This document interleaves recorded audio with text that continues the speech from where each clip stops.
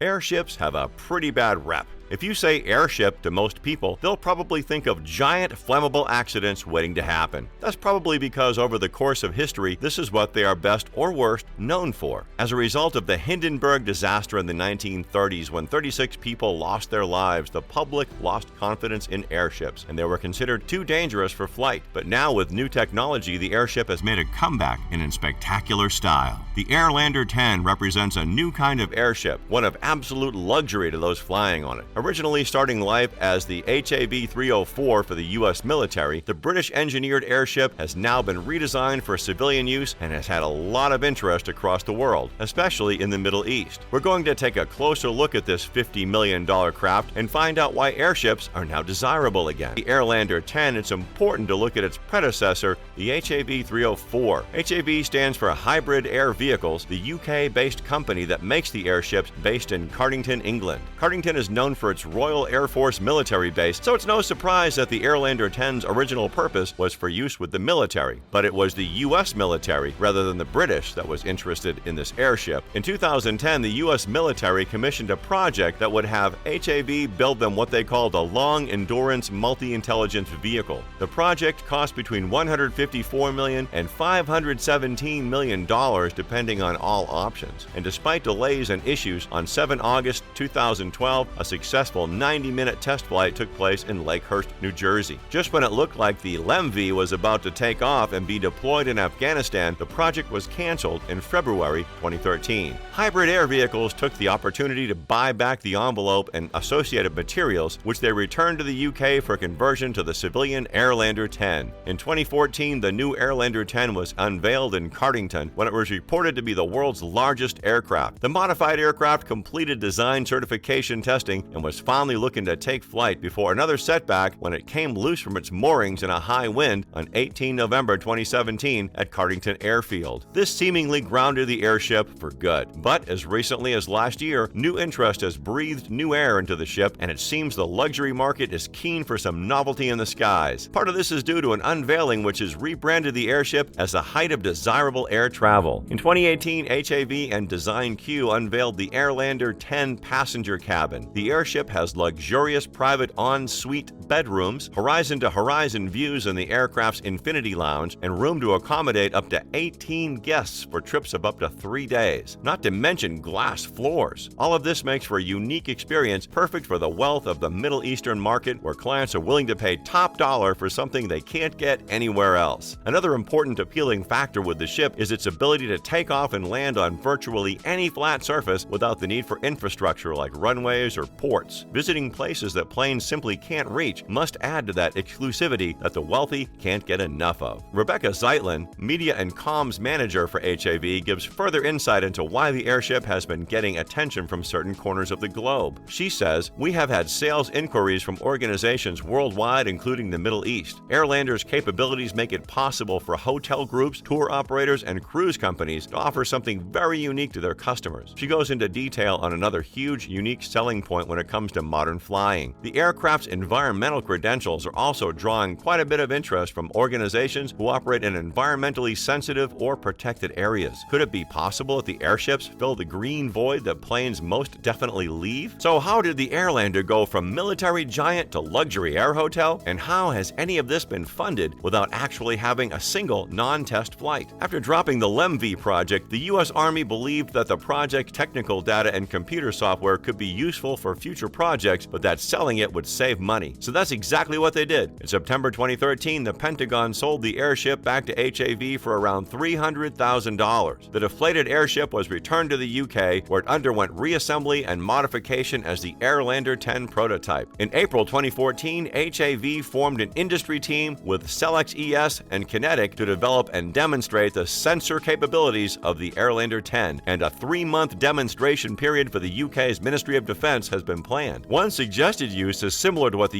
US wanted, as a mothership for launching multiple air vehicles and presumably auditioning for the latest Led Zeppelin album cover. After securing approval from both the UK and EU aviation bodies, technically the blimp was ready to fly, but it still needed money and HAV wasn't 100% certain which market the airship was going to be built for. Fortunately, the project received both UK and EU funding to support the airship's further development, totaling £7 million by March 2016. Crowdfunding from members of the general public also raised an impressive $9 million. In 2016, the fully assembled Airlander 10 was publicly unveiled as being offered for both civil and military use in the future. The Airlander 10 was also to act as a prototype for an even larger version of the airship, referred to as the Airlander 50. On 17 August 2016, the first test flight took place at the aircraft's home base, Cardington Airfield in Bedfordshire, England, and lasted 30 minutes. During the final approach to its mooring mast at the end of its second test flight on 24 August 2016, the airship's mooring rope became entangled in wires and the nose hit the ground, damaging the cockpit. Thankfully, the crew were unharmed. The Airlander 10 was repaired and fitted with inflatable feet designed to be deployable in 15 seconds to protect the cockpit in an emergency landing. Despite any improvements, testing continued to have problems. In November 2017, the airship broke free from its moorings in a high wind, automatically pulling a safety rip panel so it deflated and fell to the ground. Nobody on board was hurt, but 2 people received minor injuries. Testing continued despite reports of the project being canned, and in January 2019 it was announced that the aircraft had gathered sufficient data to complete its test and certification program, but this test version would be retired to make way for this year's production model. Compared to the prototype, it's planned to feature reduced aerodynamic drag, improved landing gear, and a larger payload cabin. So that's how we got here, but what are the specs of this magnificent beast? Well, first off, the design is based on a standard plane to increase lift. Unlike most airship designs, it does not have a circular cross-section, having adopted a curious elliptical shape with a contoured and flattened hull. This makes it look a bit different to a standard airship, but is deliberate so that it acts as a lifting body, contributing aerodynamic lift while the airship is in forward motion. The size of the thing is vast, with a length of 302 feet. Its wingspan is 143 feet, and its height clocking in at an equally impressive 85 feet. The thing weighs 44,000 pounds as a result, so it needs a decent engine to get it moving. Its 4x4-liter V8 turbocharged diesel engines, giving 325 horsepower each, provide it with that. All in all, it's an impressive piece of engineering and deserves to see liftoff and start serving people for the first time since its original commission 10 years ago. With the interest it's getting now from the luxury market, it looks like that might not be too far away. And that